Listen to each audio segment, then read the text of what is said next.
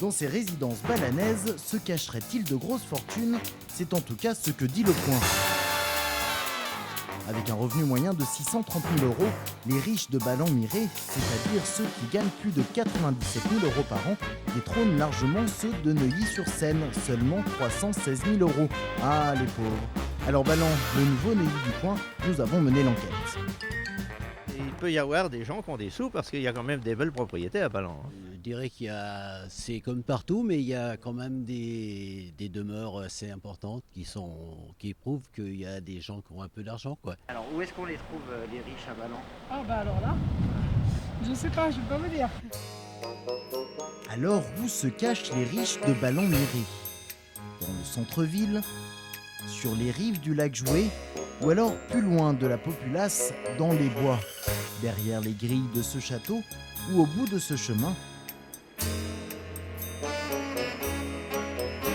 Ce propriétaire, héritier et agriculteur, non inclus dans la case des riches, a bien voulu nous mettre sur la piste.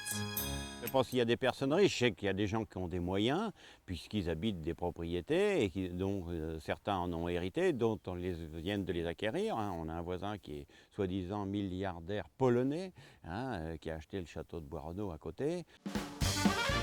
Et les riches balanais peuvent profiter des animations les plus huppées. Le golf, le centre équestre, le clubhouse et la salle de sport, bien sûr. Alors Ballon-Miré, ghetto pour riches? Pas vraiment. Les plus de 97 000 € par an ne représentent qu'1,70 % de la population, contre pratiquement 25 % à Saint-Nom-la-Bretèche, première ville de France pour la concentration de riches. Alors forcément, ce classement, ça agace le maire. C'est que cette enquête est un peu tirée par les cheveux, puisqu'il ne s'agit pas en fait de savoir où il y a le plus de riches, mais de savoir où les riches sont les plus riches. Tout le monde va essayer de savoir qui sont les 2-3 très très riches de sa commune.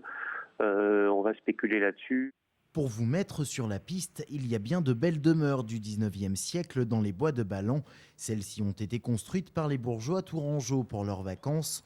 Aujourd'hui, côté fortune, qui a la plus grande? Le doute persiste.